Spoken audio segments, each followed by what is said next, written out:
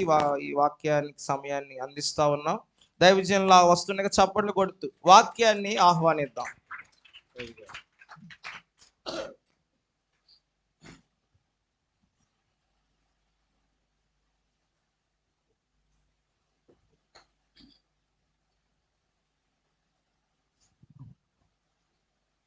ప్రభువును రక్షకుడైన యేసుక్రీస్తు నామంలో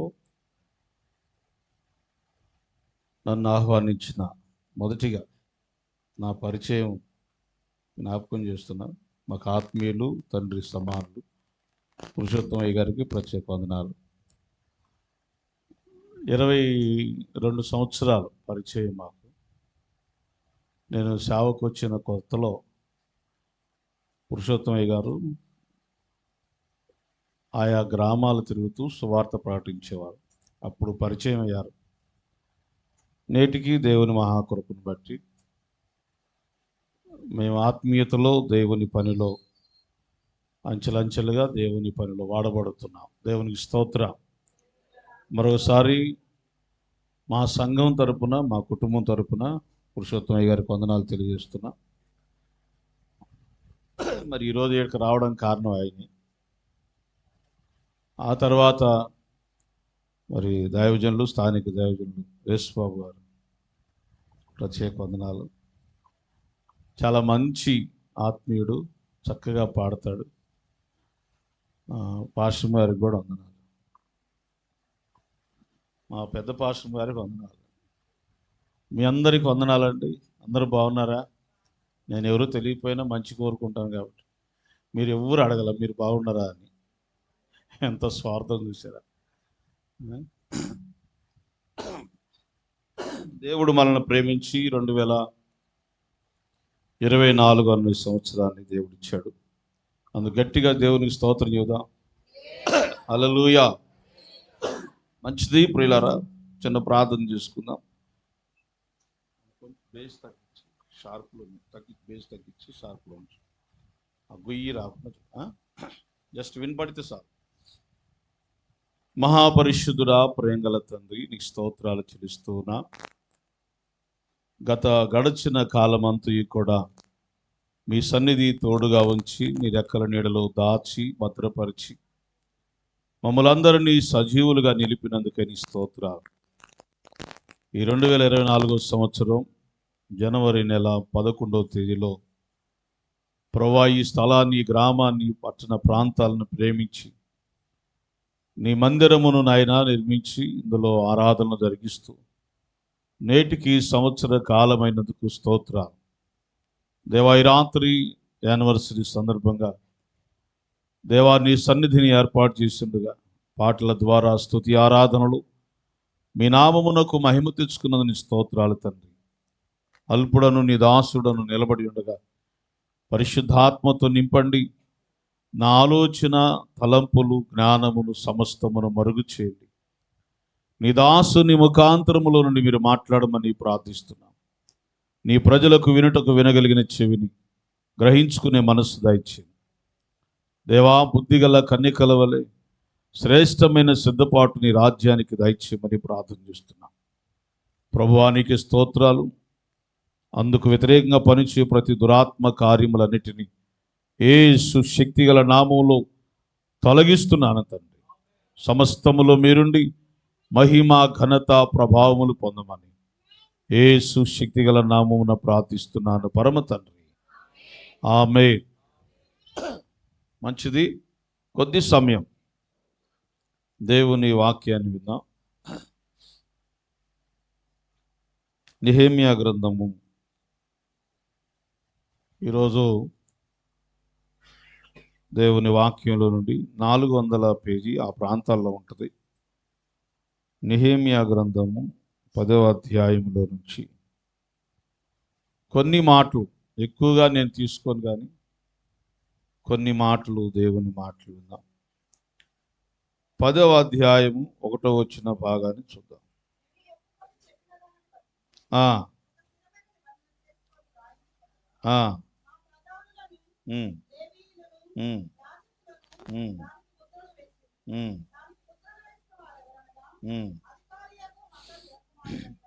చాలు చాలు చాలు.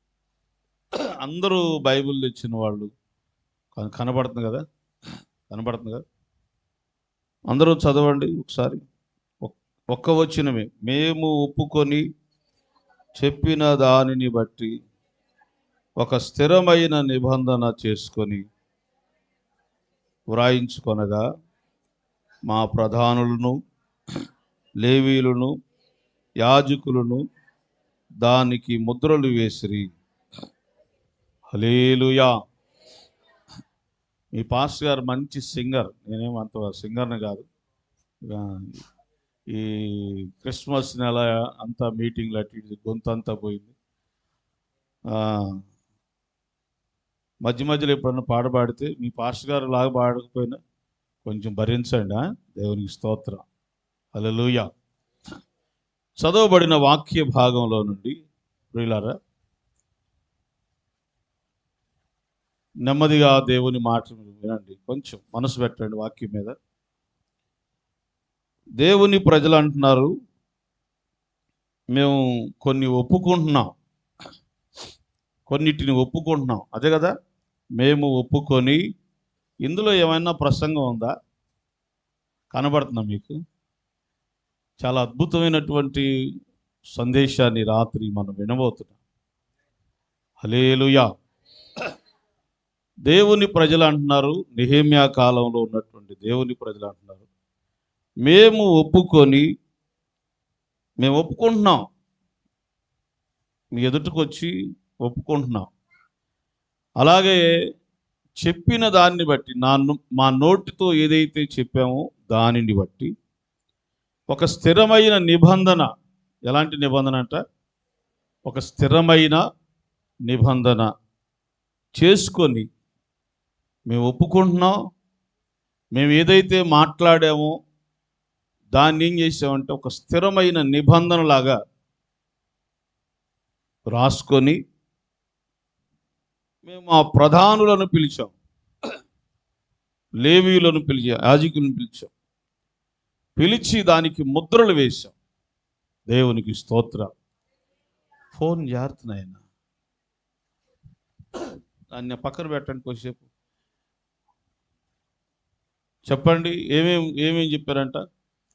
ఫస్ట్ ఒప్పుకున్నాము, తర్వాత కొన్నిటిని చెప్పాము, వాటిని ఒక తాకీదు లాంటిది. ఇప్పుడు ఒక పేపర్ అందాం, ఒక పేపర్ తీసుకొని దాని మీద రాశాం. వాటి మీద మేమేమైతే ఒప్పుకున్నామో, ఏమైతే మాట్లాడామో అవన్నీ ఏం చేశాం? ఒక పేపర్ మీద రాసి ప్రధానులను పిలిపించాం, లేవీలను పిలిపించాం, యాజకులను పిలిపించాం. వాళ్ళ ఎదుట ఇదంతా రాసి ఏం చేసామంటే ఒక స్టాంపు, ఒక ముద్ర వేశాం. దేవునికి స్తోత్రం. ఇది అక్కడున్న భాగం. అసలు వాళ్ళు ఏమేమి ఒప్పుకున్నారు, అసలు ఒప్పుకోవాల్సిన పరిస్థితి ఏమొచ్చింది? సరే, స్టాంపు అంటే ముద్ర ఎందుకు అందరి ఎదుట తీసుకొచ్చి ఎందుకు వేశారు? ప్రియులారా, వెనకటి రోజుల్లో మాట మీద నడిచేది నమ్మకత్వంగా. అవునా? పెద్ద ఆయన మీరు చక్కగా పాడబడారు, మీరు బాగా ఆలోచించారు. మీ రోజుల్లో మాకంటే ముందుగా ఈ పెద్దయ్య గారి రోజుల్లో మాట మీద, అప్పట్లో 10,000 అంటే ₹1,00,000తో సమానం కదా, మాట మీద డబ్బులు ఇచ్చేవాడు. ఇప్పుడు ఎన్ని మాటలు చెప్పినా ₹1,00,000 ఇచ్చేవాళ్ళు ఉన్నారా? ఏం తీసుకురమ్మంటారు? హామీ. Very good. రెండవది ఎవరు అంది? Very good. ఏం తీసుకురమ్మంటారు? సరే, నేను ప్రామిసరీ నోట్ తీసుకొస్తా, నాకు ₹1,00,000 ఇస్తారా? మాట్లాడుకుందామండి. ఇస్తారా? ఎందుకు ఇవ్వరు? ఏముండాలి దాని మీద? దస్తూరి సంతకం ఉండాలి. తర్వాత దస్తూరి సంతకం పెడితే ఇస్తారా? ఇంకెవరిది పెట్టాలి? ఎస్, ఎవరిది? సాక్ష్య సంతకాలు. సాక్షి సంతకం పెట్టిన తర్వాత ఇదిగో నాకు ₹1,00,000 ఇవ్వమంటే ఇస్తారా? ఏమండి, ఇస్తారా? మీరు చాలా తెలివైన లాగా ఉన్నారు, కామ్గా ఉన్నారంటే మీరు కూడా ఇచ్చి ఉంటారు కొంతమంది. తీసుకునే నా సంతకం కూడా ఇవన్నీ ఉంటే ఇస్తారా? ఇస్తారా? ఇవన్నీ సంతకాలు పెట్టించామండి, ఇస్తారా?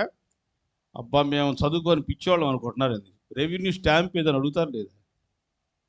ఏమండి ఏముండాలి సంతకం కింద? రెవెన్యూ అంటే దీని మీద ఇవన్నీ ఉంటేనే, కరెక్ట్గా రైటింగ్ కూడా కరెక్ట్గా రాసి ఉంటేనే తండ్రి కుమారుల పేర్లు అవన్నీ ప్రామిసరీ నోటు ఒక క్లారిటీగా చక్కగా రాయవలసిన విధానం రాసి దస్తూరి సంతకం పెడతాడు లాస్ట్లో. ఇది పాత విధానం. ఒకవేళ రేపు నువ్వు మాట మారిస్తే ఆ పేపర్ తీసుకొచ్చి ఏం చేస్తాడు? చూపిస్తాడు. ఖచ్చితంగా కోర్టుతో సహా నీ ఆస్తిని అయినా అమ్మి దానికి లోబడి రుణాన్ని తీర్చాల్సింది. ఈ పద్ధతి నెహెమ్యా కాలంలో ఇశ్రాయేలు దేవుని ప్రజలైనటువంటి వారు ఏం చేశారంటే దీన్ని ఫాలో అయ్యారు. మేము ఒప్పుకుంటున్నాం, మేము చెప్పినవన్నీ వ్రాయండి, వ్రాశారు. దానికి పెద్దలు ఎదుట, లేవీయులు ఎదుట, యాజకుల దగ్గర తీసుకొచ్చి మేము ఒప్పుకుంటున్నామండి కొన్ని విషయాల్ని, వాటికి స్టాంప్ వేయండి. ఏ కుటుంబం అయితే వాటి నుంచి జారిపోయిందో ఈ స్టాంప్తో తీసుకొచ్చిన ముద్ర వేసిన పేపర్ తీసుకురండి. మీరు పలానా రోజులు ఆ తీర్మానం చేశారు కాబట్టి ఈ తీర్మానానికి మీరు లోబడాల్సిందే, ఈ తీర్మానం ప్రకారంగా నడవాల్సిందే అని అన్నప్పుడు ఆ కుటుంబం తల వంచి నడిచేటట్టుగా చేశారు. దేవునికి స్తోత్రం. హల్లెలూయా. అర్థమైందండి? అర్థమైందా? ఆ వచ్చిన భాగంలో ఉన్నటువంటి అర్థం అది. దేవుని మందిరాన్ని శత్రువులు నాశనం చేసినప్పుడు నెహెమ్యా ఆ దేవుని మందిరాన్ని గూర్చినటువంటి వార్త విని చాలా బాధపడిపోయి రాజు పర్మిషన్ తీసుకొని త్వరగా వాక్య భాగంలోకి వస్తాను. ఉన్న సమయం కొద్ది కాబట్టి వివరించడానికి ఎక్కువ సమయం లేదు. రాజు పర్మిషన్ తీసుకొని దేవుని కృపను బట్టి దేవుని మందిరం మరలా రీకన్స్ట్రక్షన్ చేయడానికి వచ్చాడు. పెద్దలందరినీ, ఇశ్రాయేలులందరినీ కూడా సమకూర్చి, దేవుని ప్రజలందరూ సమకూర్చి వాళ్ళకి చెప్పవలసిన విధంగా చెప్పాడు. దేవుడు చాలా గొప్పవాడు, ఆయన మందిరాన్ని నిర్లక్ష్యం చేస్తే అలాగని బోధించి వాళ్ళందరి మనసులను కొంత మోటివేట్ చేసి దేవుని సంఘముగా చేర్చి దేవుని మందిరాన్ని మరలా పునర్నిర్మాణం చేయించి, దేవుని బిడ్డలారా, ఈ రీతిగా చేస్తున్నటువంటి పరిస్థితులన్నీ వీళ్ళు గమనించారు.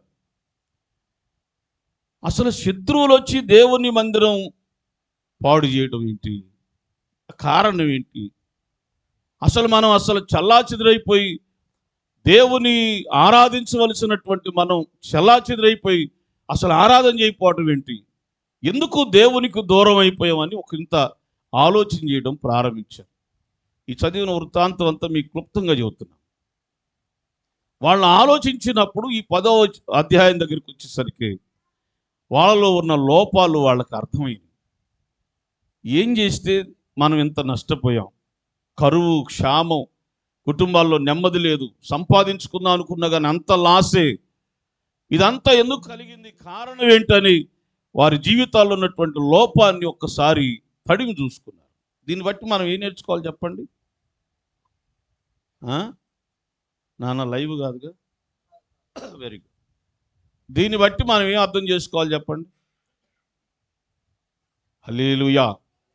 ఇది మాత్రం చూద్దాం, చెప్పకుండా ఉన్నాం. నేను అడిగిన ప్రశ్న ఏంటి?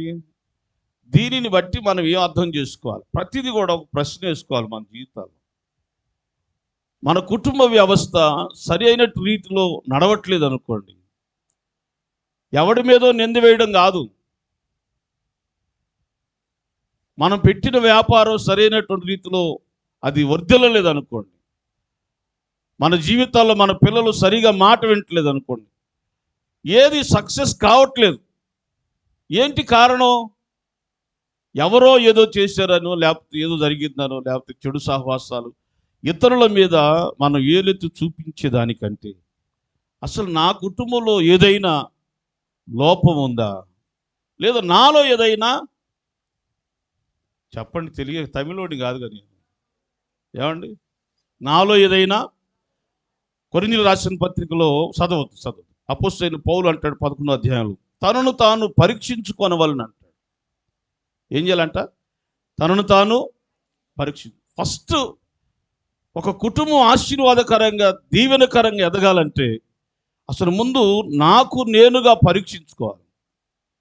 ఎందుకు నా కుటుంబం క్షామంతో ఉంది? సరిగా పిల్లలను పోషించలేకపోతున్నా, వారికి సరిగా ఫీడింగ్ ఇవ్వలేకపోతున్నా, వారికి సరైనటువంటి పద్ధతుల్లో నేను వారికి సపోర్ట్గా ఒక తండ్రిగా నేను సపోర్ట్ చేయలేకపోతున్నా, తల్లిగా నేను సపోర్ట్ చేయలేకపోతున్నా. నాలో ఏదైనా లోపం ఉందా? ఇశ్రాయేలు చేసిన మొట్టమొదటి పని అది. ఏమనుకుంటున్నారంటే వారిని వారు తడిమి చూసుకొని నిజమే మాలో లోపం ఉందని ఒప్పుకోవడం ప్రారంభించారు. గట్టిగా స్తోత్రం చెప్పండి. హల్లెలూయా. ఏం లోపం ఉందో, ఏమేమి లోపాలు వారు గ్రహించారో కొంచెం ముందుకెళ్ళి వాకింగ్ చూద్దాం. కాబట్టి ప్రియులారా, ఫస్ట్ దాంట్లో మనం నేర్చుకోవాల్సింది మొదట మనలను మనం తడిమి చూడాలి, మనల్ని మనం పరీక్షించుకొని చూడాలి. ఇప్పుడు ఎలా ఉందంటే, ఇప్పుడు పొజిషన్ ఎలా ఉందంటే, నేను ఎవరి గురించి మాట్లాడను కానీ బైబిల్లో నుంచే మాట్లాడాను. ఇద్దరు వ్యక్తులు దేవాలయానికి వెళ్ళారు, పరిసయ్యుడు సొంకరి. పరిసయ్యుడు ఏమన్నాడు? అన్నీ బాగున్నాయి, ఫస్ట్ అతను చెప్పినవన్నీ హై క్వాలిటీ లాగా ఉన్నాయి, దేవునితో ఇలాగ అత్తుకొని పోయిన సంబంధంలాగా కనబడ్డాయి. లాస్ట్లో ఏమన్నాడంటే, ఈ సొంకరి వలె ఉండనందుకు ఏమండి ఓ చోట ప్రార్థనలో ఒక అయ్యగారు బాగా వాక్యం చెప్పాడు. చెప్పిన తర్వాత మరి ప్రార్థన చేయించుకోవడానికి వస్తారుగా, పాస్టర్ గారి దగ్గరికి ప్రార్థన చేయించుకోవడానికి వస్తారు. వచ్చినప్పుడు ఓ తల్లి అంది, అయ్యా నువ్వు బాగా వాక్యం చెప్పావయ్యా, దేవునికి స్తోత్రం అన్నాడు ఆ అయ్యగారు. అని మరలా ఇంకోళ్ళ మీద చేయి పట్టుకుపోతున్నాడు ప్రార్థన చేయడానికి. అయ్యా కొంచెం నువ్వు చెప్పిన వాక్యం అంతా మా కోడలకు సరిపోయింది అయ్యా. ఎవరికి? మా కోడలకి బాగా సరిపోయిందయ్యా, కానీ ఆమె రాలేదు ఈరోజు. ఎంత దురదృష్టవంతురాలయ్యా. అంటే ఆమె వాక్యం అంతా ఎవరికి అప్లై చేస్తుంది? ఎవరికి? ఆమెతో దేవుడు మాట్లాడుతున్నాడు అనుకోలా. ఎవరితో అంట? చాలామంది ఈ రోజుల్లో ఇదే పొజిషన్లో ఉన్నారు. తమ్ముడు మళ్ళీ వస్తావుగా, స్తోత్ర. అది పిల్లలు కలిస్తున్నారు తమ్ముడు. టైం. చాలామంది ప్రియులారా, దేవుడు మాట్లాడుతున్నప్పుడు ఆయన మాట్లాడే ప్రతి మాటను చాలా జాగ్రత్తగా విని హృదయంలో చేర్చుకుంటే గొప్ప మార్పు వస్తుందండి. ఒక విలువైన అంశాన్ని మీతో మాట్లాడతాను. నినివే పట్టణస్తులు యోనా ఒక్క దినమంత ప్రయాణం చేసి 40 రోజుల్లో మీ పట్టణం దేవుడు నాశనం చేయబోతున్నాడంటే వారు రాజులతో సహా మంత్రులతో సహా ఆ పట్టణంలో చిన్నపిల్లలు, పెద్దలు, బాలింతలు, గర్భిణీ స్త్రీలు, వృద్ధాప్యం కలిగిన వారు, అనారోగ్యం కలిగిన వారు బోలెడు మంది ఒక వ్యక్తి 3 రోజులు ప్రయాణం చేస్తే అంత మహాపట్టణం కొద్ది రోజులలోనే 40 రోజుల్లో వారి పశ్చాత్తాపం బట్టి దేవుడు చేయుదునన్న కీడు చేయక మానేడంట. దేవునికి స్తోత్రం చెప్పండి. కొంచెం అర్థం చేసుకోండి ఆ మాటని. ఎన్ని రోజులు ప్రకటించాడు చెప్పలేదండి. ఎన్ని రోజులంట?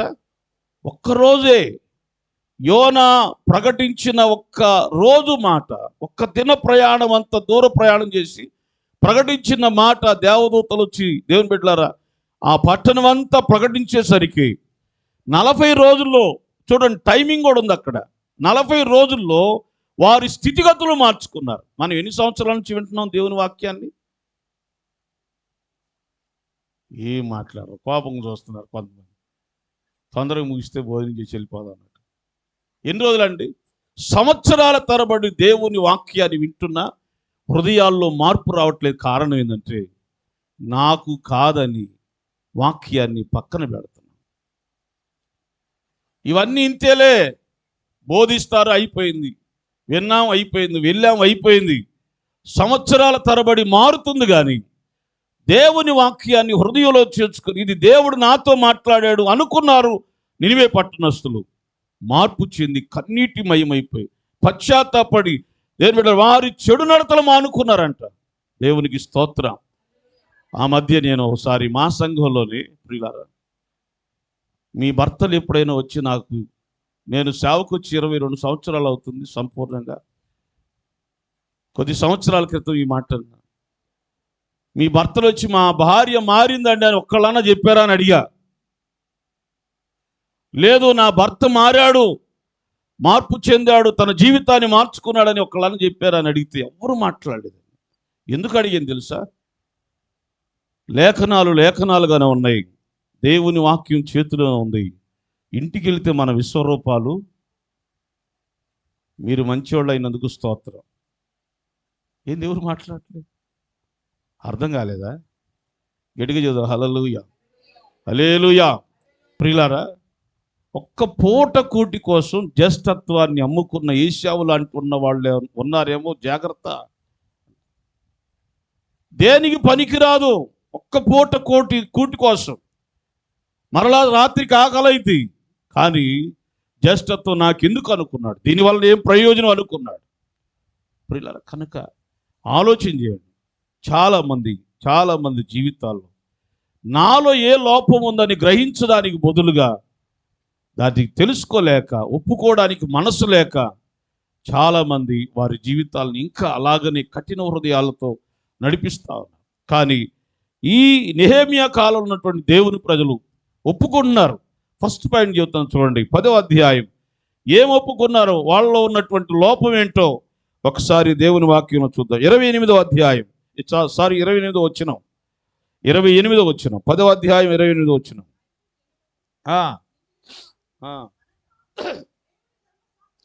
దేవుని ధర్మశాస్త్రమునకు విధేయులగునట్లు దేశపు జనులలో ఉండకుండా తమ్మును తాము వేరుపరుచుకొనిన,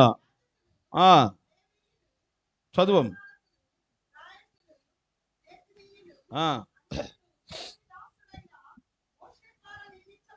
దేవుని దాసుడైన మోషే ద్వారా నియమించబడిన దేవుని ధర్మశాస్త్రమును అనుసరించి నడుచుకొనుచు మన ప్రభు అయిన యెహోవా నిబంధనలను కట్టడలను ఆచరించుదు. మరి శపథము పూని ప్రమాణము చేయుటకు కూడిరి. దేవునికి స్తోత్రం.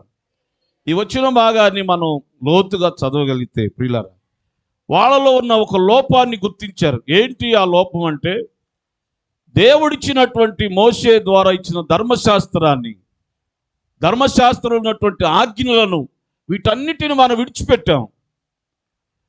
దేవుని వాక్యాన్ని విడిచిపెట్టాం. పూర్తిగా చెప్పాలంటే, ఒక మాటలో చెప్పాలంటే, వాక్యం చదవడం మానేశారు, వాక్యాన్ని వినడం మానేశారు, వాక్యాన్ని వెంబడించడం మానేశారు. ఇది వారు ఎరిగిన ఆ లోపం. ప్రియులారా, గమనించండి. టోటలీగా దేవుని వాక్యాన్ని వారు తృణీకరించి, దాన్ని తిరస్కరించినట్టుగా, నిర్లక్ష్యం చేసినట్టుగా మేము గ్రహించాం. అందుకే శత్రువులు మా ఇండ్ల మీదకి, దేవుని మందిరం పాడు చేయడానికి, శత్రువు అపవాది వచ్చి కుటుంబాలను నాశనం చేయడానికి గల కారణం ఏదయ్యా అంటే, వాక్యాన్ని మేము నిర్లక్ష్యం చేశాం. దేవునికి స్తోత్రం, హల్లెలూయా. ప్రియులారా, ఒక ప్రక్క దేవుని వాక్యం ఏం చెబుతుంది? కీర్తన గ్రంథం 1వ అధ్యాయంలో, యెహోవా ధర్మశాస్త్రమునందు ఆనందించు దివారాత్రము దానిని ధ్యానించువాడు ధన్యుడు, అతడు నీటి కాలువలు ఎవరు నాటబడినదై ఆకు వాడక తన కాలమందు ఫలమిచ్చు చెట్టు వలె. వాక్యం చదివేవాడు, వెంబడించేవాడు ఎలా ఉంటాడంట? తగిన కాలమందు ఫలమిచ్చు చెట్టు వలె ఉంటారు. దేవునికి స్తోత్రం. సంతోషంగా చెప్పండి, హల్లెలూయా. మంచి నేలను పడిన విత్తనములు అనగా వారు వాక్యాన్ని విని అవలంబించి ఆ వాక్యానుసారంగా జీవించేవారు ఎలాగవుతారంట? 30దంతులుగా, 60దంతులుగా, 100అంతలుగా ఫలిస్తారు. వాక్యాన్ని వెంబడించేవాడు ఫలిస్తాడని వాక్యం చెబుతుంటే, ప్రియులారా, వీళ్ళు ఫలాలకు బదులుగా విచ్ఛిన్నం అయిపోవడానికి గల కారణం గమనించారు. ఏంటంటే, వాక్యాన్ని చదవకపోవడం వల్ల, వాక్యాన్ని వినకపోవడం వల్ల, వాక్యాన్ని వెంబడించకపోవడం వల్ల మన కుటుంబాలు ఇలాగ అయిపోయినాయి. దేవుని పిల్లలు మనమేంటి, బలహీనం అయిపోవటం ఏంటని వారు లోపాన్ని గ్రహించారు. ఈరోజు నీ కుటుంబం దీవించబడకపోవడానికి గల ఒక కారణం చెబుతున్నా ప్రియులారా, దేవుని వాక్యాన్ని నిర్లక్ష్యం చేయటం. వాక్యాన్ని ఎలా చదువుతున్నారు, ఇంకా వాటి లోతులకు వెళ్తే నా టైం చాలు. ప్రియులారా, వాక్యాన్ని చదువుతున్నారా? రోజు వాక్యం చదివే వాళ్ళు చేయొద్దండి. Thank you, God bless you brother, God bless you. ఇద్దరు చేయొచ్చారు. దేవుని వాక్యాన్ని ఆత్మతో చదవాలి.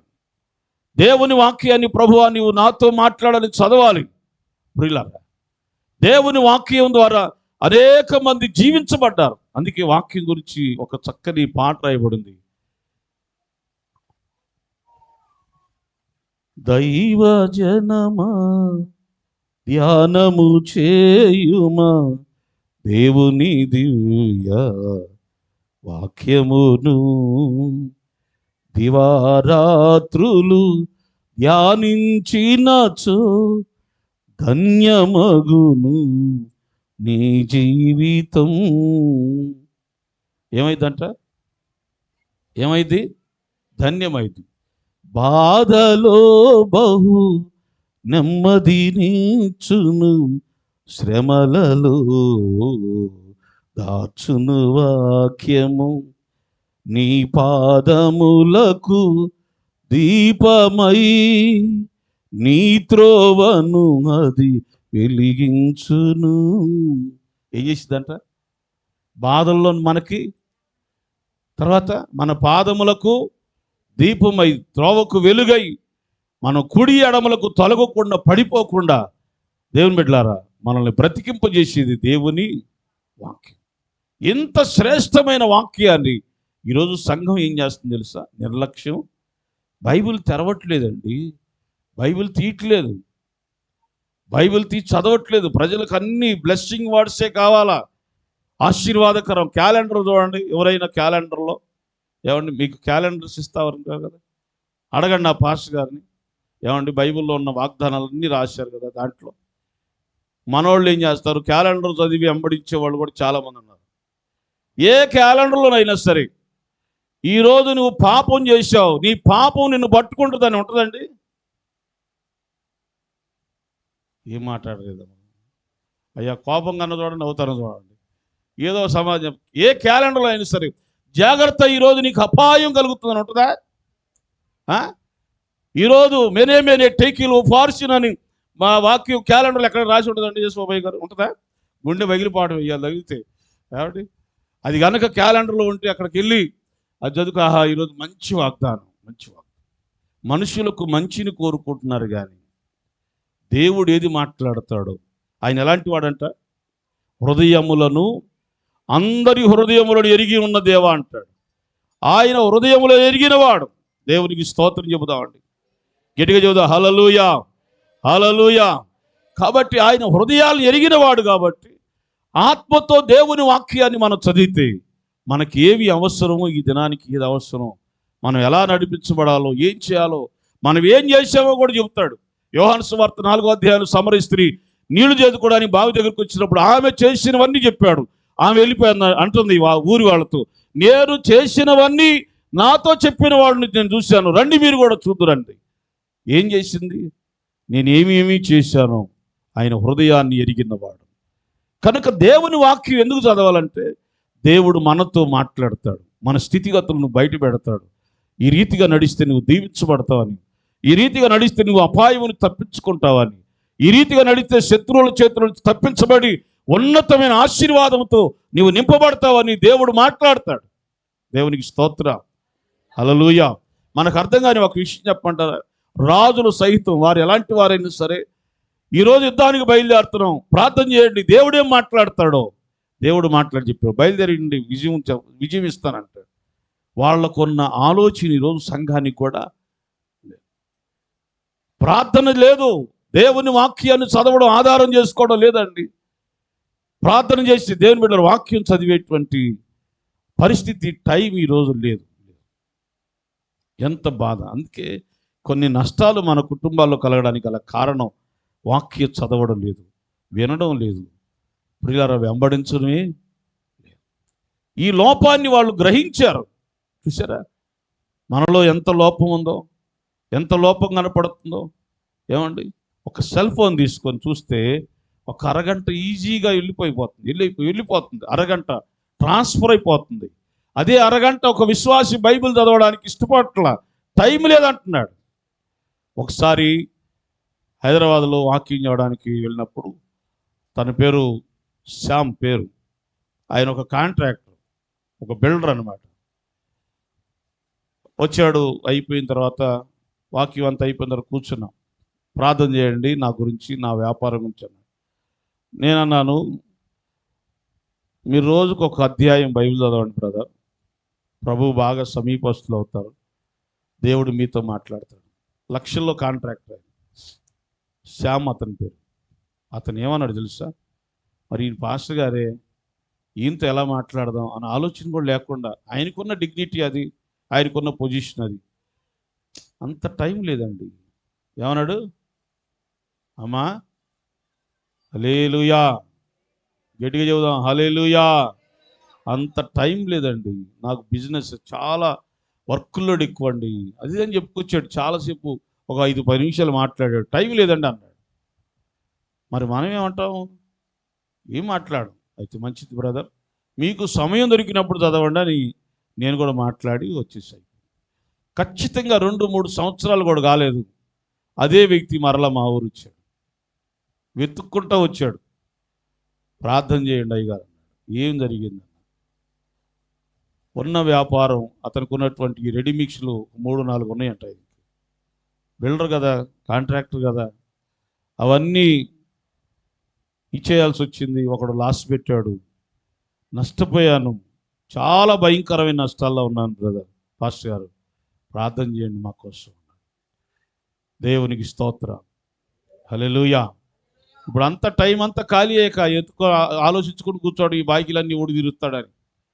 ఏమండి, ఎవడు తీరుస్తాడని కూర్చో, ఇక నా దగ్గర కూర్చోబెట్టుకుని ఒక అరగంట సేపు, హైదరాబాద్ నుంచి వచ్చారు కదా, ఇక అన్నీ చూసి పంపించేటప్పుడు అన్నాను, ఒకప్పుడు నేను బైబిల్ చదవమంటే 3 సంవత్సరాల క్రితం టైం లేదండి, చాలా బిజీ షెడ్యూల్ అన్నావు.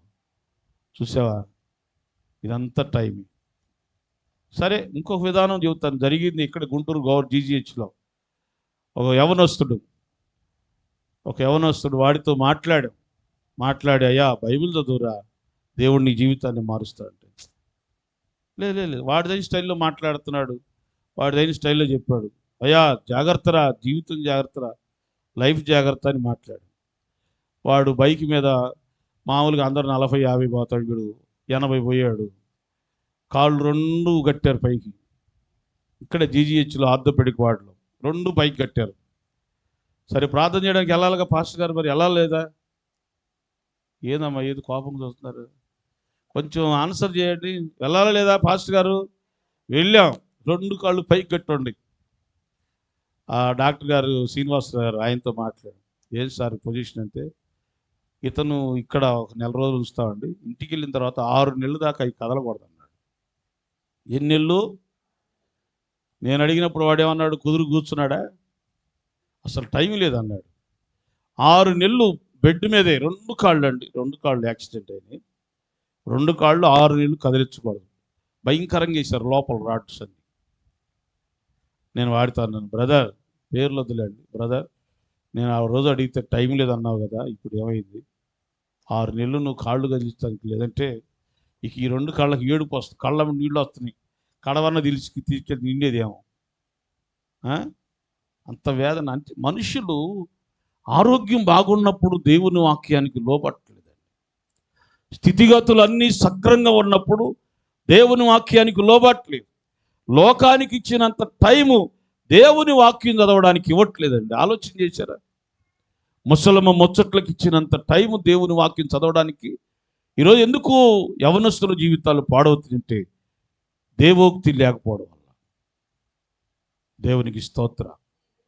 దేవుని వాక్యం లేకపోవడం వలనండి, వాక్యానుసారమైన జీవితం లేకపోవడం వల్లనే దేవుని వాడు కుడి ఎడమలకు తొలగిపోతున్నారు. కాలు జారి చోట్ల జీవితాలు ఉంటున్నాయి చాలామంది. వాక్యం వారి హృదయాలను పొడవట్లేదు. కానీ వాక్యం యొక్క లక్ష్యం చెప్పంటారా? హెబ్రీయులకు రాసిన పత్రిక 4వ అధ్యాయం 12వ వచనం, ఇది మాత్రం చదవండి. 4:12 హెబ్రీయులకు రాసిన పత్రిక 4వ అధ్యాయం 12వ వచనం.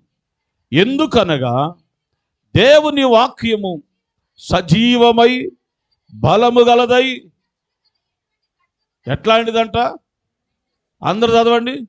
రెండంచులు గల ఎటువంటి, ఒక్క మాట అమ్మా, వంటగదిలో కత్తి ఎంతమందికి ఉంది? లేవా? ఇప్పుడన్నా తలవపండి, మీ గురించి చెబుతా. ఉన్నాయా లేవా? ఒకసారి మీ ఆయన దగ్గరికి వెళ్ళి తిట్టానండి అనండి, ఏమంటాడు? ఒక అంచేగా దానికి, అది కత్తి చిన్నది. ఇదేం ఖడ్గం అంటే ఎంత పొడుగు ఉంటుంది కదా, కత్తి అంతే. అక్కడికి వెళ్ళి తిట్టానండి, నువ్వు ఏది అడిగితే అది సాయంత్రం తీసుకొస్తాడు కదా. ఎందుకని? ఒకవైపు చిన్న పదునికి, ఖడ్గానికి 2 అంచులు పదునైన ఖడ్గం అన్నాడు. ఇంకా వాడిగా ఉండి ప్రాణ ఆత్మలను కీళ్లను మూలుగను విభజించునంత మట్టుకు దూరుచు. ఒక్క నిమిషం ఆగమ్మా, అలా చదువుకుంటూ వెళ్ళిపోతే నాకు అర్థం కావట్లేదు, వినేవాళ్ళకి అర్థం కాదు. మీకు అర్థమైందా? ఇప్పుడు పాస్టర్ గారు చదివింది అర్థమైందా? ఏం చేసిందంట ఆ కత్తి? ఏం చేసింది చెప్పండి. అయితే ఇందులో పర్వాలేదు, ఒక 5 నిమిషాలు ఏమండి, సంవత్సరానికి ఒకసారిగా. ఆ కత్తి ఏం చేసిందంట? ఏందండి? ప్రాణాత్మలను. ఎవరికి? ఇక్కడ ఉన్న వాళ్ళకి కాదు, బయట ఉన్న వాళ్ళకి కదా. మనకు ఉండయా ప్రాణాత్మలు? ఉండయా అంటున్నామంటే ఏముందని అర్థం? మీకుందా? ఒకసారి అనండి. అవి లేకపోతే ప్రార్థనే, అవి లేకపోతే ప్రార్థనే అండి. ఉందా లేదా అంటే ఈ ఖడ్గం ఏం చేస్తుందంట? ప్రాణ ఆత్మలను కీళ్లను. కీళ్ళు ఉన్నాయా? ఆ మధ్య ఇది చికెన్ గున్యా వచ్చింది కదా, వచ్చిందా? అసలు తలా నొప్పండి, మీకు దండం పెడతా అని నిద్రపోతున్నారు అర్థం కాదు. లైట్ దెబ్బకి ఏం చేస్తున్నారు? ఆడవాళ్ళకి మంచి బ్లెస్సింగ్ ఏంటంటే ముసుకోవట్టు టేస్తే ఆ చీరలో నుంచి చూస్తుందో తెలియదు, నిద్రపోతుందో తెలియదు, దర్శనాలు కంటుందో తెలియదు, కలలు కంటుందో తెలియదు, వింటుందో కూడా. ఎంత బ్లెస్సింగ్ అనుకుంటున్నా, వాళ్ళకి ఎడిపోయిన బ్లెస్సింగే. హల్లెలూయా. ఏదో ఒక స్పందన చూపించండి. కీళ్ళను అంటే ఏమొచ్చింది? ఈ జాయింట్స్ని లోపల, దాన్ని ఈ కీళ్ళలో ఉన్నటువంటి లోపల మూలుగను, లోపల వైట్గా ఒక ద్రావకంలాగా ఉంటుంది. ఈ బోన్లో వెన్నపూస వంచినప్పుడు తెలిసింది. ఆపరేషన్ చేసేటప్పుడు, ఇప్పుడంటే అంత లేటెస్ట్లే అండి, వెనకట ఆపరేషన్ చేసేటప్పుడు మనిషిని ఎందుకు బాగా వంచేది? ఎందుకంటే ఆ జాయింట్స్ మధ్య గ్యాప్ వచ్చినప్పుడు, ఆ గ్యాప్ లోపల ట్యూబ్ లాగా ఉంటుంది, అది లోపల ఉంటుంది. ఒక చిన్న ట్యూబ్ లాగా, దాంట్లో కూడా అది మూలుగ లోపలికి కిందకి ప్రెషర్ అవుతూ ఉంటుంది. ఈ అనస్థిసియా ఏం చేస్తాడంటే అక్కడ ఇస్తాడు మత్తు. నడుముకి చాలామంది పాతకాలం మనుషులు, అంటే 10 సంవత్సరాల క్రితం వాళ్ళు ఆపరేషన్ చేయించుకున్న వాళ్ళకి తెలుసు ఈ బాధ. ఇప్పుడు కూడా వాళ్ళకి బాధలో పెయిన్ వస్తూ ఉంటుంది. ఈ అనస్థిసియా బాగా మనిషిని మడిచి బాగా బెండ్ చేస్తాడు. బెండ్ చేసి ఆ సెంటర్లో ఇస్తాడు అనస్థిసియా. ప్రియులారా, అక్కడ ఉంటుంది మూలుగా, ఈ జాయింట్స్ మధ్య ఉంటుంది. ప్రతి కీలుగు మధ్య లోపల మూలుగు ఉంటుంది. ఈ వాడిగల కత్తి అనగా దేవుని వాక్యం ఏం చేస్తుందంటే అంత లోపలికి దూరుకుంటా వెళ్ళిపోయి లోపల తిప్పుతూ ఉంటుందంట. ఇంకా ఉంది భాగం, చదువమ్మా. హృదయం యొక్క తలంపులను. ఇప్పుడు ఇంతమంది ఆడు కూర్చున్నాం, నేనే వాక్యం చెబుతున్నా, మీరు వింటున్నట్టుగా ఉన్నారు, వింటున్నారో లేదో దేవుడికి తెలుసు. ఏం ఆలోచన చేస్తున్నారు? యేసుబాబు పాస్టర్ గారు పలావ్ వండాడా, నాన్ వెజ్జా, వెజిటేరియనా, ఏంటి సంగతి, లేకపోతే ఇంటి దగ్గర ఏం జరుగుతుందని కొంతమంది ఎవరి థాట్స్ వాళ్ళే కదా. ఇక్కడ కూర్చున్నా ఎవరి థాట్స్ వాళ్ళే. కన్న తల్లిదండ్రులు ఉద్దేశాలు కూడా తెలియదు మనకి, ఎవరి అంతరంగాలు మనకి తెలుసా? నీ గురించి నాకు అంతా తెలుసు అంటాడు, ఒట్టిది ఏం తెలియదు, పై తెలిసేది. లోపల అంతరంగంలో చాలా హిస్టరీ ఉంటుంది ప్రతి వ్యక్తికి, ఎవరికి తెలియదు. కానీ దేవుని వాక్యం అంతరంగాల్లోనికి వెళ్ళి హృదయం యొక్క తలంపులను, ఆలోచనల్ని శోధిస్తుందంట. దేవునికి స్తోత్రం, గట్టిగా స్తోత్రం చెబుదా. హల్లెలూయా. వాక్యానికి మరుగైంది ఏదైనా ఉందా? ఎక్కడికి వెళ్ళింది వాక్యం? ఇప్పుడు ఎక్కడికి వెళ్ళింది చెప్పండి? ప్రాణాత్మలను మూలుగను విభజించునంత మట్టుకు దూరుచు వెళ్తుంది. హృదయం యొక్క తలంపులను, ఆలోచనలను అది శోధిస్తుంది. ఇంత బలమైంది దేవుని వాక్యం. గట్టిగా సభలకు స్తోత్రం చెప్పండి. హల్లెలూయా. అందుకే వాక్యము ఏ వ్యక్తితో మాట్లాడుతుందో, సౌలా నీవు హింసించుచున్న యేసును నేనే అనే ఒక్క పదంతో సౌలు పౌలుగా మార్చబడ్డాడు. బ్రతుకుట క్రీస్తే, సావైతే నాకు. ఎంత ఎంత ఎంత గొప్ప మార్పు చూసారా? దేవుని వాక్యం అంతరంగాల్లోకి వెళ్ళి మానవుని జీవితాన్ని కదిలించేస్తుంది. అందుకు దేవుని వాక్యం చదవాలి. జీవితాలను మార్చేదంటే అందుకు. నేను మార్చలేను, డబ్బు మార్చలేదు, ఆస్తునిచ్చిన బంధుత్వం ఎంత ఉన్నా కూడా ఎవడు ఒకరిని బ్రతుకును మార్చలేడు. కానీ దేవుని వాక్యమే మానవుని కఠిన హృదయాలను మార్చగలిగేది. సభకు స్తోత్రం చెబుదాం. హల్లెలూయా, హల్లెలూయా. ప్రియులారా, అంత బలమైంది దేవుని వాక్యం. ఇంత బలమైన వాక్యాన్ని మేము నిర్లక్ష్యం చేశాం. అందుకే అపవాది మా కుటుంబాల్లో చొరబడి నాశనం చేశాడు. కాబట్టి ఇక మొదలుకొని మేము అలా చేయం. దేవుని వాక్యాన్ని చదువుతాం, వెంబడిస్తాం, వాక్యానుసారంగా జీవిస్తామని శపథము పూనిరి. దేవునికి స్తోత్రం. గట్టిగా చెబుదా హల్లెలూయా. మనం శపథం పూనుతాం. ఏమేమి విషయాల్లో? సచ్చిందాక నీ ముఖం చూడండి. శపథం అంటే శపథమే. ఏమండి? అవునా?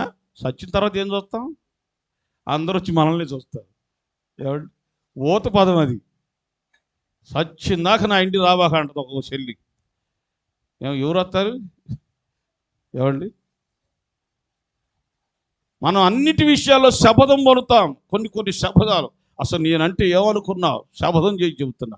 వచ్చే ఈ సంవత్సరానికి నిన్నట్ట చేయపోతూ అప్పుడను. ఇలాంటి వాటిలో బలమైన శపథాలు ఉంటాయి మనకి. వీళ్ళు ఏం శపథం చేశారంటే, ఇది మొదలుకొని దేవుని వాక్యాన్ని మేము చదువుతాం, వెంబడిస్తాం, మా దేవుని సన్నిధిని మేము కలిగి జీవిస్తాం. గట్టిగా స్తోత్రం చెబుదాం. త్వరగా 2 మాటలు చెప్పి నేను ముగిస్తా. పాస్టర్ గారు ఇచ్చిన టైం అయిపోయింది. 2 మాటలు చెప్తా, చాలా విలువైన మాటలు. ఈరోజు యానివర్సరీ కాబట్టి అంశంలోకి వస్తున్నాను. ప్రియులారా, నెహెమ్యా గ్రంథము 10వ అధ్యాయం 31 వచ్చింది.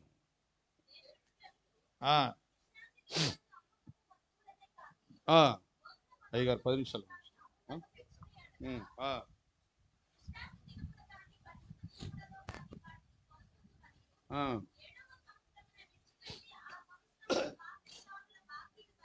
Praise the Lord, praise the Lord. Pastor గారు నువ్వు ఒక్కదాని మీద చదువుతున్నావు, మిగతా వాళ్ళకి సమయం ఇవ్వాలి.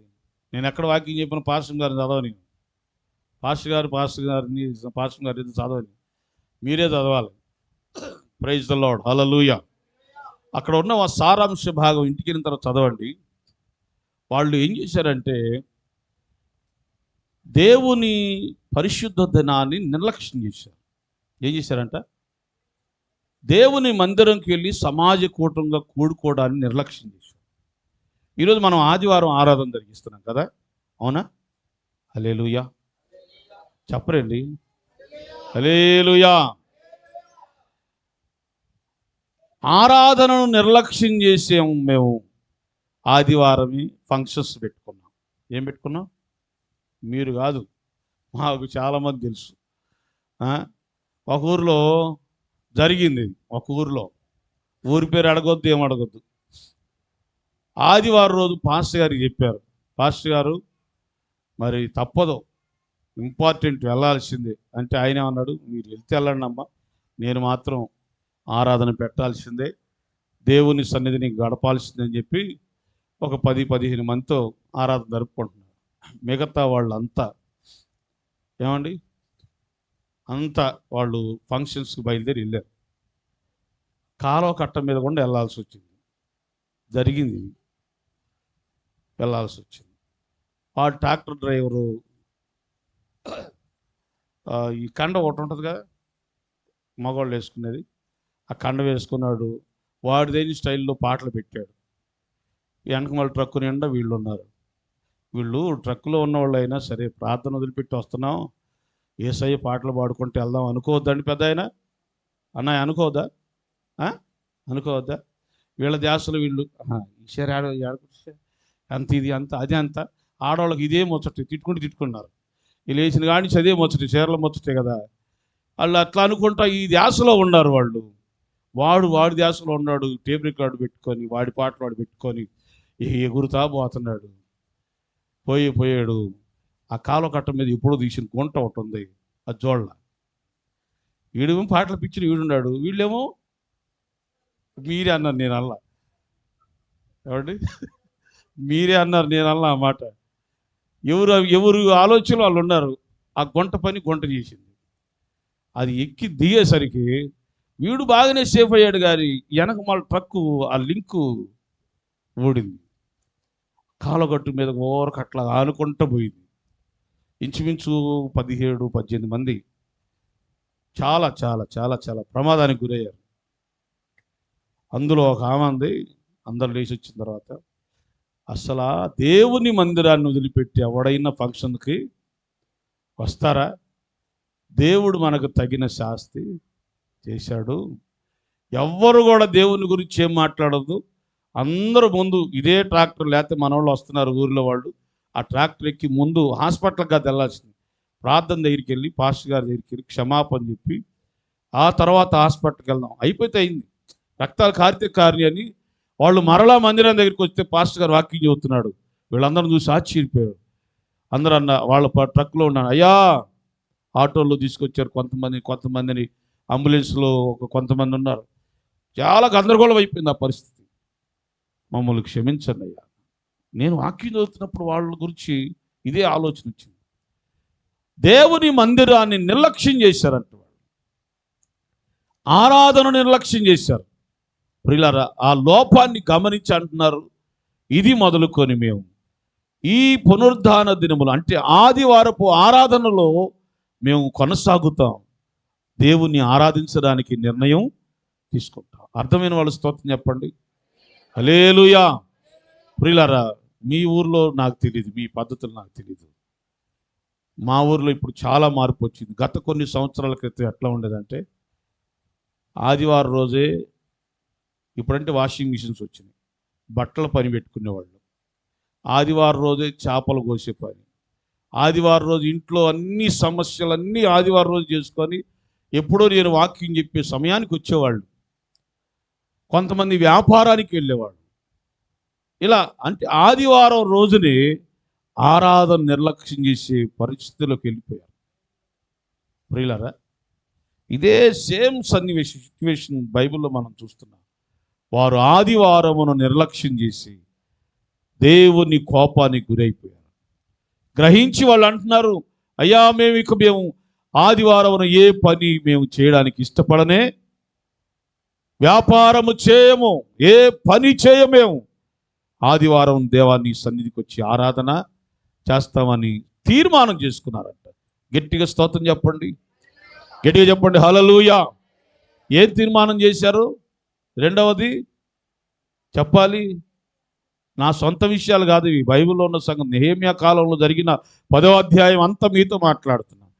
రెండవది, దేవుని సన్నిధిలో సమాజముగా కూడుట మేము మానము, వ్యాపారం చేయము, ఏ పనికి వెళ్ళము, నా దేవుణ్ణి ఆరాధించిన తర్వాత ఏ పనైనా.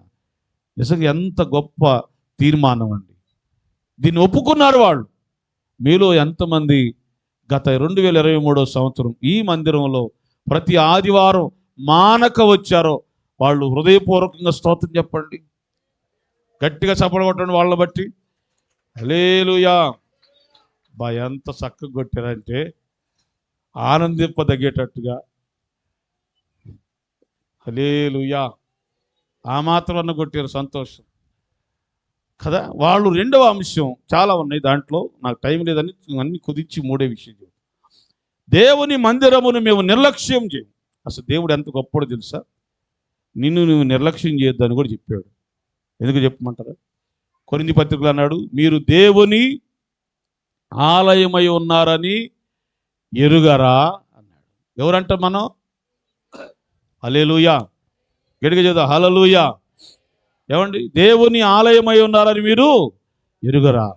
దేవుడు నివసించే మందిరం నీవే. కాబట్టి నీవు ఆత్మీయ విషయాలు ఇప్పుడు కూడా నిర్లక్ష్యము చేయకూడదు. దేవునికి స్తోత్రం, హల్లెలూయా.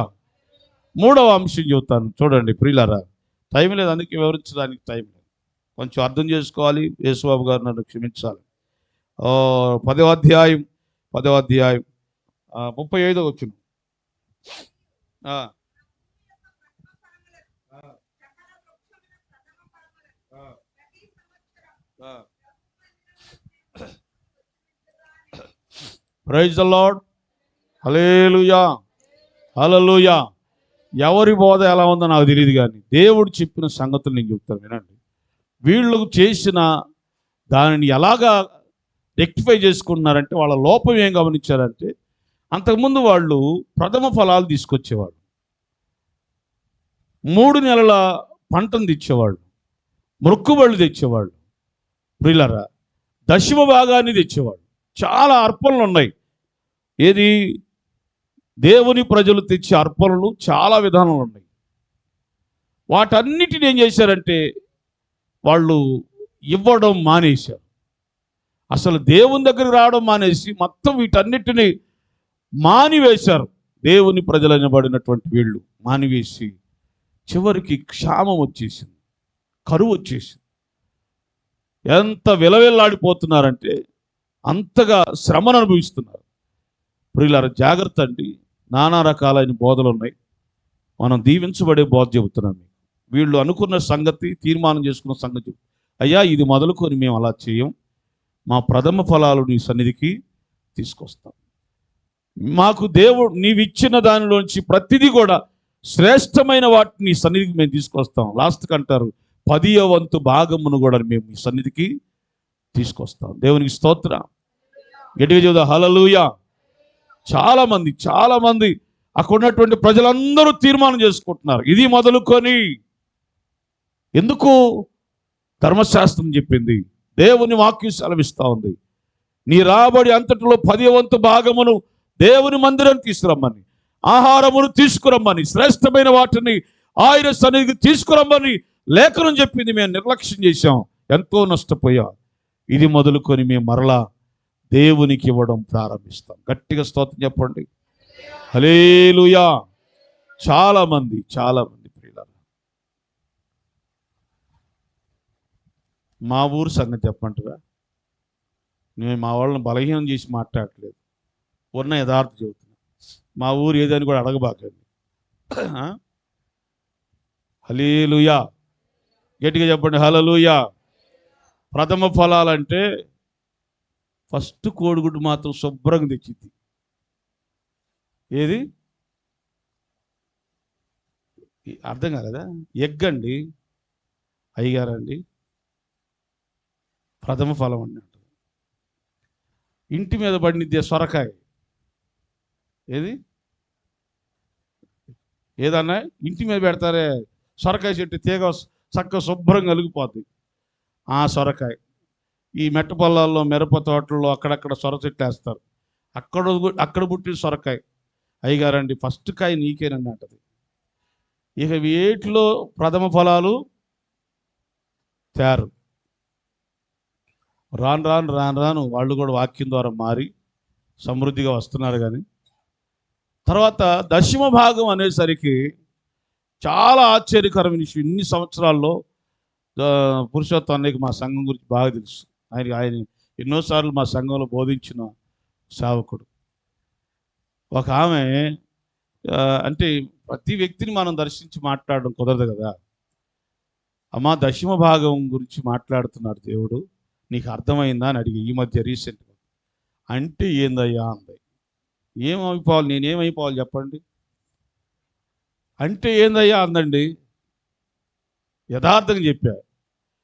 ఇన్ని సంవత్సరాలు సేవా జీవితం సమర్పించుకొని ఒక గవర్నమెంట్ ఎంప్లాయీని అయ్యండి, నేను ఉద్యోగానికి రిజైన్ ఇచ్చి దేవుని సేవలో ఒక పల్లెటూరు వచ్చి ఇలాంటి సేవకుల మధ్య వాళ్ళు ప్రేరేపిస్తే బలపడి ఈ రీతిగా వాక్యం చదువుతా దశమ భాగాల గురించి చెప్తే, అంటే ఆమె వాక్యం చదవదు, నేను చెప్పేది ఏది కూడా వింటలేదన్నమాట. అంటే ఏందయ్యా అంది.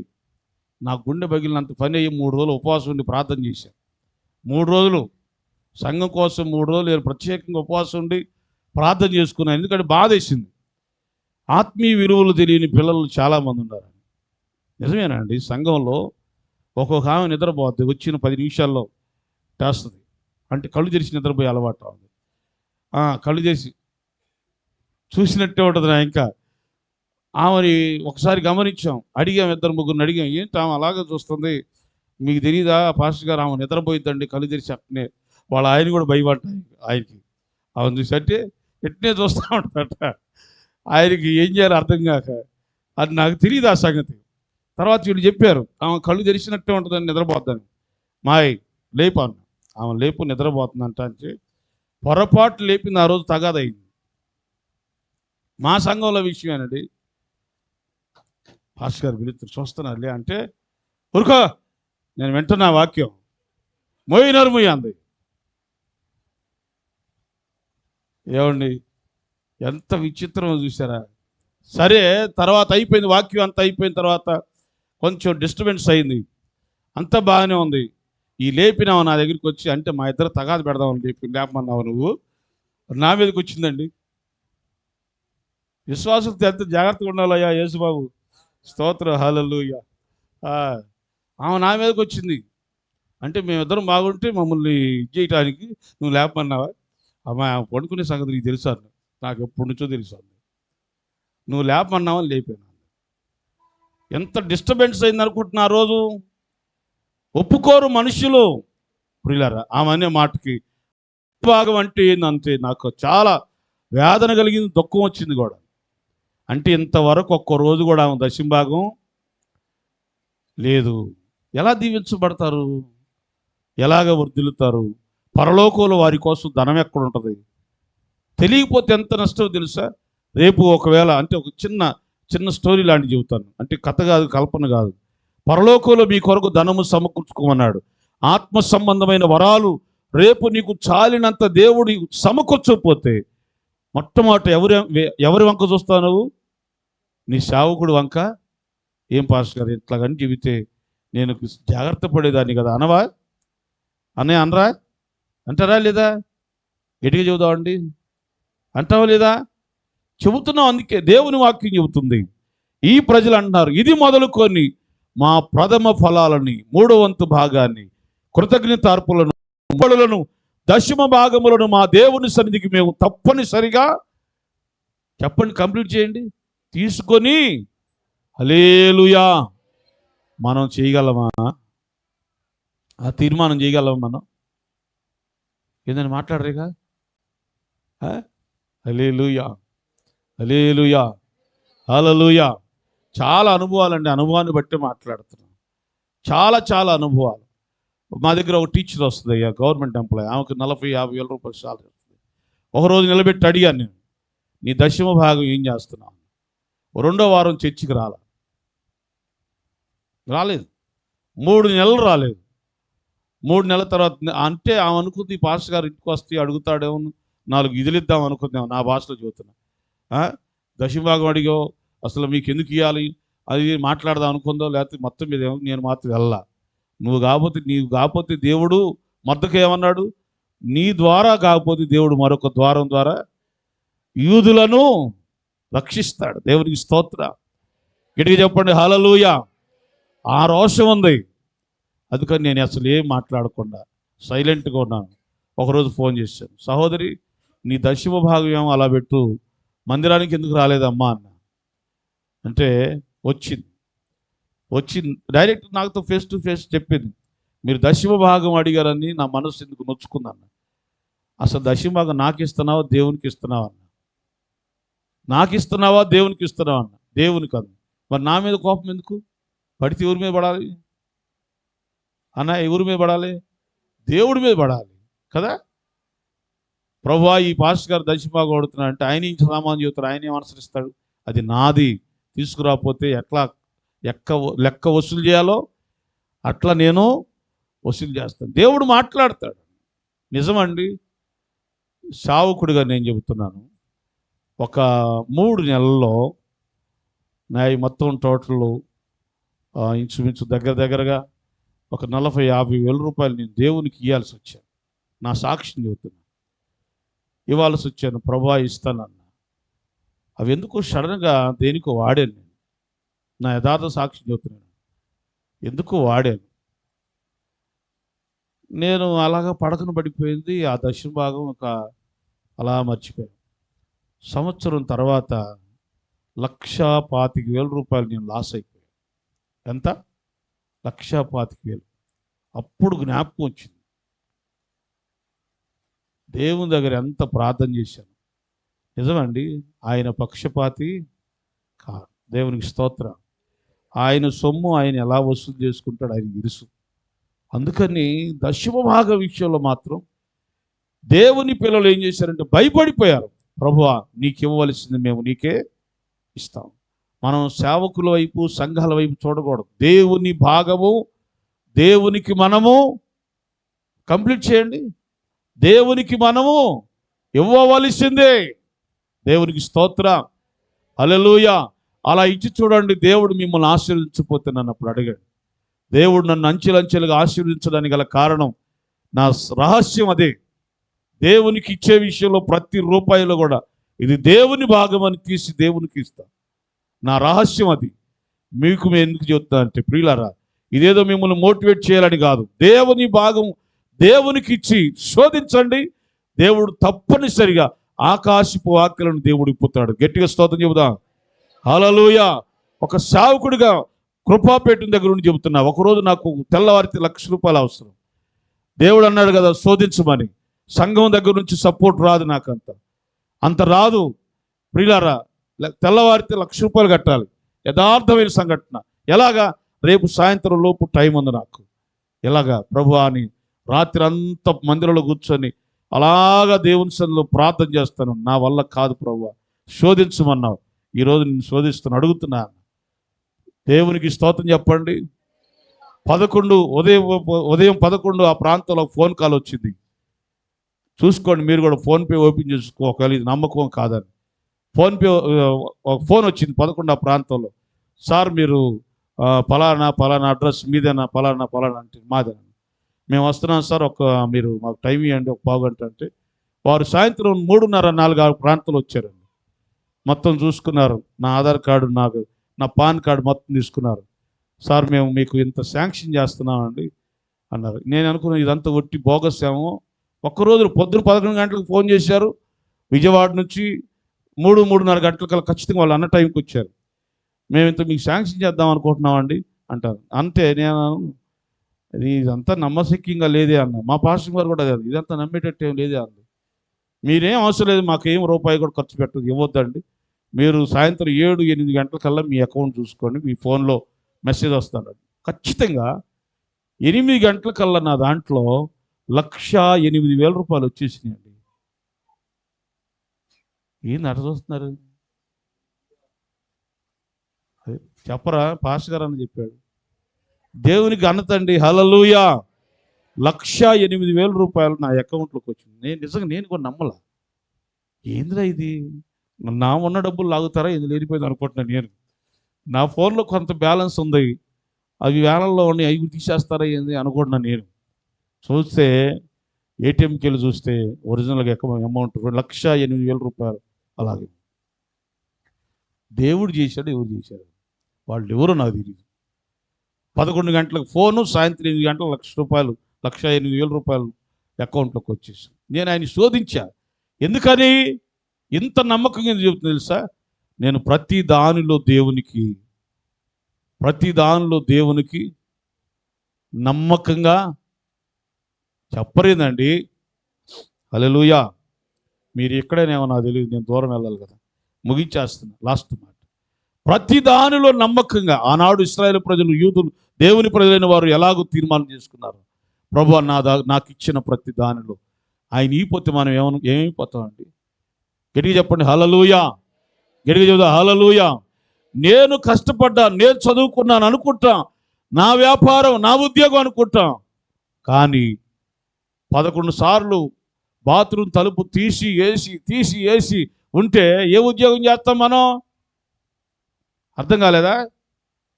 ఏం పనికి వెళ్తాం? యేసుబాబు గారు అర్థమైంది వీళ్ళకి?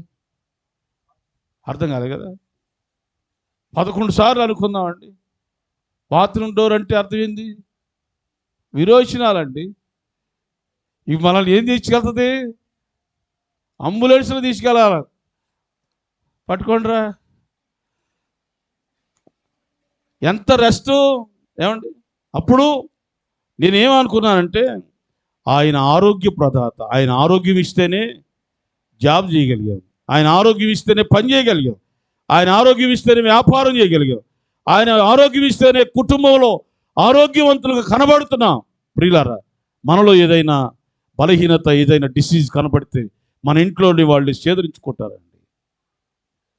ఒక కోళ్ళ అంది, ఒక తల్లి ఆస్తి బాగా సంపాదించింది, కారం దినం ఎట్లాగో వాళ్ళ తిప్పలు పడి పెద్దోళ్ళు పాపం గుంటూరులోనే ఒక పట్టణంలో మెయిన్ సెంటర్లో వాళ్ళది 3 అంతస్తులు బిల్డింగ్, ఒక్కడే కొడుకు. కోడలు వచ్చిన తర్వాత 2 పిల్లలు పుట్టారు, 2 మగ పిల్లలు, చిన్న చిన్న పిల్లలు.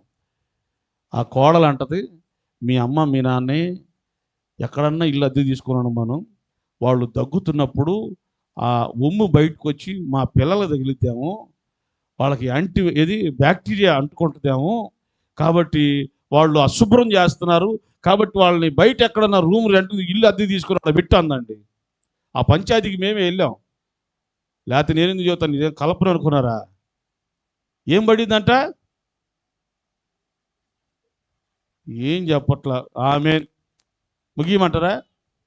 ఏం పడిద్దంట అంటే, నిన్ను కని నీకోసం ఆహర్నిశలు తల్లిదండ్రులు కష్టపడి ఇన్ని చేసి ఆస్తులు సంపాదించి వాళ్ళ సుఖం ఎరగకుండా ఆస్తులు సంపాదించి ఎంత ప్రయాసపడితే వాళ్ళ నోట్లో ఉమ్మంట బ్యాక్టీరియా రూపంలో బయటకు వచ్చి పిల్లలకు అంటుకుంటుందంట. ఆ పిల్లలు ఆడ నుంచి వచ్చారు, వీళ్ళు చేస్తేనేగా. ఏమండి, వెళ్ళి చెప్పాల్సింది చెప్పి జడ్జి గారి దగ్గర తీసుకెళ్ళి, డిఎస్పి గారి దగ్గర తీసుకెళ్ళి ఇవ్వాల్సిన స్టైల్లో, ఇవ్వాల్సిన విధానంలో మాట్లాడిస్తే అప్పుడు కుక్కిన పిల్లలా కూర్చుంది. ఎవరు? జ్ఞానవంతురాలైన కోడలు. దేవునికి స్తోత్రం. ఎంత జ్ఞానం అనుకుంటున్నా, వాళ్ళ శుభ్రం అనుకుంటారు కొంతమంది. కనుక ప్రియులారా, దేవుడు ఆరోగ్య ప్రదాత కాబట్టి దాన్ని ఎరిగినవాడు దేవునికి ఇస్తాడు, ఎరగని వాడు మూర్ఖుడైపోతాడు, వానికి ఏమీ మిగలదు, చివరికి ఏం మిగలదు. దేవునికి స్తోత్రం చెప్పండి. కనుక మనం తీర్మానం చేసుకుంటే అది మన జీవితాలకు మంచిది, మన కుటుంబాలకు మంచిది, మన పిల్లలకు అది ఆశీర్వాదం. దేవుని భాగము దేవునికి ఇవ్వడం, దేవునికి స్తోత్రం. అందుకే అబ్రహాం ఎదురైనప్పుడు, మెల్కీషెదెకు ఎదురైనప్పుడు, ఇదిగో నా భాగం నాకు ఇయ్యి అనగానే ఏం చేశారంట, వెండి బంగారాలతో విలువైన వస్త్రాలతో సహా 10వ భాగాన్ని దేవునికి గట్టిగా చెబుతాం. హల్లెలూయా. తీర్మానం చేద్దామా? నేను చేసుకున్న ఆల్రెడీ, నేను కక్కలేదు, మనం చేద్దామా? ఏమనండు, స్తోత్రం. ఉరిమిరి చూస్తున్నారేంది? చివరి మాట 10వ అధ్యాయం లాస్ట్ భాగం, లాస్ట్ లైన్ చదువమ్మా. ముగిచ్చేసా, అయిపోయింది. హల్లెలూయా.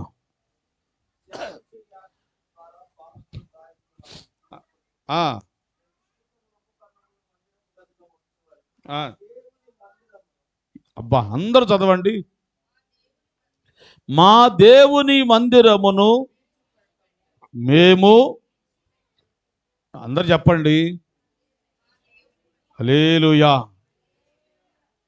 ఒక రాత్రి నేను ఆల్ నైట్ ప్రేయర్కి వెళ్ళి వచ్చా. 12:30, 1 గంట అయింది ఇంటికి వచ్చాను. నా కార్ అక్కడ ఆపి డోర్ క్లోజ్ చేద్దాం, కవర్ కప్పుదాం అనుకుంటున్నాను. మా ఇంటికి ఇంచుమించు ఒక 500 మీటర్ల దూరం ఉంటుంది వాళ్ళ ఇల్లు. ఒక ఆమె కేకేస్తే నేను అనుకుంటున్నాను,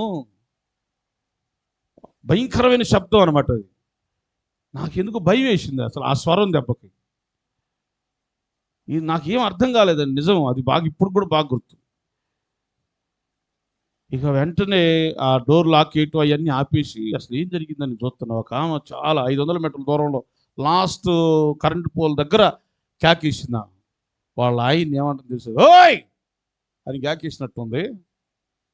ఆ కాకి నాకు గుండె దడబుట్టింది. తీరా పొద్దున్నే ఏం జరిగింది ఏందని అడిగితే, వాళ్ళ ఆయన తాగి ఈ జనం కూర్చుని దిమ్మలు ఉంటాయి చూసారా, దాని మీద వండుకుని ఉన్నాడు. ఆయన్ని లేపుతుందండి. అర్థమైందా మీకు? ఆ బల్లలు ఉంటాయే, బల్లల మీద వండుకున్నామని లేపుతుంది. ఆమె ఎక్కడో 1/2 కిలోమీటర్ దూరంలో అరుస్తుంది. మా ఇల్లు సెంటర్లో ఉంటుంది. నా కారు ఇంజిన్ ఆపలే, ఇంకా ఈ సౌండ్ ఉంది, ఆమె సౌండ్ నాకు భయంకరంగా వినపడితే నాకు భయం వేసింది. ఎంత స్వరం ఇచ్చాడు దేవుడు ఆమె, చూసారా? ఇంతమంది మాట్లాడుతున్నాం, కొంచెం నోరు ఇప్పండి. హల్లెలూయా, హల్లెలూయా. అందరు చదవండి ఒకసారి అది. మా దేవుని మందిరమును మేము, ఇందులో సబ్జెక్ట్ చాలా ఉంది కానీ నాకు టైం లేదు ప్రియులారా. మేము దేవుని మందిరాన్ని విడిచిపెట్టడం వల్ల శ్రమల పాలయ్యాం. ఆటంకాలైన, రక్త సంబంధికులు అడ్డొచ్చిన, నాకు మందిరంలో ఎలాంటి వాల్యూస్ ఇవ్వకపోయినా నా దేవుని మందిరంలో నా దేవుడు ఉన్నాడు. ఆయన మేలు చేత నింపే దేవుడు, మహిమగల దేవుడు. కాబట్టి ఏ ఆటంకాలు వచ్చినా, చివరికి ప్రాణ నష్టమే కలిగినా కూడా నా దేవుని మందిరాన్ని నేను విడిచిపెట్టనే. ఇది నిజమైన క్రైస్తవుని తీర్మానం. దేవునికి స్తోత్రం. ఒకవేళ మీ పాస్టర్ గారు, యేసుబాబు గారు నీకు విలువ ఇవ్వకపోయినా సరే దేవుని మందిరాన్ని విడిచిపెట్టొద్దు. ఎందుకు తెలుసా? ఆయన ద్వారము దగ్గర నివసించుట నాకు మేలు అన్నాడు ఒక భక్తుడు. నీ మందిరావరణలో నివసించుట ఒక్క దినము గడుపుట 1000 దినాల కంటే శ్రేష్టం అన్నాడు. దేవుని మందిరములో ఆయన కృప ఉంది. ఆయన మందిరములో మేలుల చేత నింపడానికి దేవుడు ఆసీనుడై ఉన్నాడు. ఇంకా సొలొమోను ఏమన్నాడు తెలుసా? ఒక మంచి ప్రార్థన చేశాడు. ప్రభువా, ఈ నీ మందిరంలోకి వచ్చి ఎవరైనా చేతులెత్తి ప్రార్థన చేస్తే ఆకాశమందు ఆసీనుడు అయిన తండ్రి వారి ప్రార్థనలకు సమాధానము ఇవ్వు అనగానే దేవుడు అన్నాడు ఆమేన్ అన్నాడు. దేవునికి స్తోత్రం. కనుక ఈ స్థలములోకి వచ్చి నువ్వు ప్రార్థన చేయడం ద్వారా దేవుడు నీ ప్రతి అవసరతను తీరుస్తాడు. నీ జీవితాలకు నెమ్మది, ఆశీర్వాదాన్ని దేవుడు కలుగు చేస్తాడు. గట్టిగా స్తోత్రం చెప్పండి. హల్లెలూయా. ఏ మనుషులు అడ్డగించారని అడ్డగించొద్దు, ఆగిపోవద్దు. ఒకవేళ మీ బంధువులు ఎవరైనా వెళ్ళొద్దు అన్నా కూడా, లేదు నా దేవుని మందిరాన్ని విడిచిపెట్టి నేను మిమ్మల్ని అయినా విడిచిపెడతా కానీ నా దేవుని మందిరాన్ని నేను మాత్రం విడిచిపెట్టను. బలమైన తీర్మానం తీసుకున్నాను. ఎన్ని చెప్పాను ఇప్పుడు నేను? 4 అంశాలు చెప్పాము. ఒకటి వాక్యాన్ని అనుసరించి జీవిస్తాం. రెండవది దేవుని పరిశుద్ధ మందిరాన్ని, దేవుని బిడ్డ ఆరాధనను పాటిస్తాం. మూడవది దశమ భాగాలను దేవునికి ఇస్తాం. నాలుగవది ఏమి జరిగినా కూడా మా దేవుని మందిరాన్ని మేము విడిచిపెట్టం. దేవునికి స్తోత్రం. ఒక్కసారి మీరు చెప్పండి అమూల్యమైన మీ స్వరాలతో విని నేను ఆమె అని చెప్పి వెళ్ళిపోతాను. ఒకటి ఏం చెప్పారు వాళ్ళు? ఏం తీసుకున్న తీర్మానం? దేవుని వాక్యమును నిర్లక్ష్యము చేయక ఇది మొదలుకొని వాక్యాన్ని చదివి వెంబడిస్తాము. దేవునికి స్తోత్రం. తీర్మానం చేసుకుందామా? చేద్దామా? అది మనకే మంచిదండి. చేద్దామా? ఏం మాట్లాడరు అందరు? పొందనాలమ్మా. హల్లెలూయా. చెప్పండి, ఏం చేద్దాం? ఏమయ్యో ఆయన ఏం చెప్పాడు? ఏమన్నా దమ్మన్నాడా? నిన్ను చుట్టూ తిరగమన్నాడా? లేకపోతే పరిగెత్తమన్నాడు? 7 సార్లు మనగమన్నాడు, అంతే కదా. అంటే అప్పుడు బుద్ధి వచ్చింది వాడికి. ఎవరికి? నయమానికి. నిజమే కదా, మనల్ని ఏమన్నా చేయమన్నాడా? 7 మారులు అని అప్పుడు వెళ్ళి మునిగాడు. అంతకుముందు రోషంతో మేమంతా ఏమనుకున్నా, మా ఊళ్ళో మంచి నదులు లేవా, నువ్వేదో చెయ్యి పెట్టేటట్టు చేస్తావు అనుకుని వచ్చాం మేము. ఏమంటే ఇప్పుడు దేవుడు మనల్ని ఏమో కష్టపడమన్నాడా? వాక్యాన్ని, నీ చేతిలో ఉన్న దేవుని వాక్యాన్ని చదవమన్నాడు, వాటిని వెంబడించమన్నాడు. రెండవది విశ్రాంతి దినమును పాటించండి. మీ ఫంక్షన్స్ మానేయండి. అది ఎంత రక్త సంబంధి ఫంక్షన్ అయినా సరే ప్రియులారా, నా దేవుని మందిరంలో నేను ఆరాధన చేయాల్సింది. అంటామా? అందామా? చెప్పండి ఒకసారి. హల్లెలూయా. అంటే మీ పాస్ గారు ముగిమని పాప ఆయన సపోర్ట్ చేస్తున్నాడు అందామని మీరేమో చెప్పండి. మూడవది ప్రథమ ఫలాలు, కృతజ్ఞతార్పణలు, దశమ భాగములు దేవుని మందిరమునకు తీసుకొని వస్తాము. ఇది చెప్పండి. ఆమెను కదమ్మాయి. అబ్బాయి ఎంత జ్ఞానవంతురాలు అనుకుంటున్నా. నువ్వు ఏడున్నా బతుకుతావు అమ్మాయి. నువ్వు ఎక్కడున్నా బతుకుతావు. చెప్పండి అమ్మా, ఏం తీసుకొద్దాం? ఏమండి, చిరిగిపోయిన కాగితాలు. ఈవుడు కొట్టువాడు కూడా తీసుకోడు. ఏమండి, కొట్లో వాడు కూడా తీసుకోడు. ఒకసారి ఒక ఆయన అన్నాడు నా సాక్ష్యంలో, అంటే మా ఎక్స్పీరియన్స్లో, ఏమండి ఈ కాగితాలన్నీ చర్చిలోనే వచ్చేది అన్నాడు. అంటే ఆడ రావంటాయి. ఏమండి, ఎన్ని బెజ్జాలు ఉంటాయో, చిరిగిపోయి వంకరలో పోయి. ఒక 500 కాగితాన్ని నలిపి ఇస్తుంది. ఏందమ్మ ఎట్టు నలిపేవారు, ఏందమ్మ ఎట్టు నలిపి, అంటే తీయడానికి కూడా ఇన్ని మడతలు అనుకుంటున్నా, ఎందుకమ్మ ఎట్టు నడిపి చక్కగా ఇవ్వచ్చు కదా అంటే, నీకు తెలియదా పాస్టర్ గారు, ఈ చేతితో ఇచ్చేది ఈ చేతికి, అందుకని బాగా నలిపి నలిపి ఇచ్చింది. ఎంత ఎంత జ్ఞానవంతులు ఉన్నారు అనుకుంటున్నారు. మూడవ అంశం ఏంటంట, దశమ భాగములను దేవునికి ఇస్తాం. దేవునికి స్తోత్రం. నాలుగవది, శ్రమే కలిగిన, నిందలు అవమానాలే కలిగిన, ఇరుకులు ఇబ్బందులు కలిగిన మా దేవుని మందిరాన్ని మేము, ఇది ఎవరి మందిరం అంట, మాది. అది పాస్టర్ గారు కరెక్ట్ క్యాచ్ చేసి, ఎవరి మందిరం ఇది, మా దేవుని. ఒక్క యేసుబాబు గారిది కాదు, మీ అందరి, గట్టిగా చెప్పండి, గెలువి కాదమ్మా యేసు, మా దేవుని, ఇది మా దేవుని. హల్లెలూయా.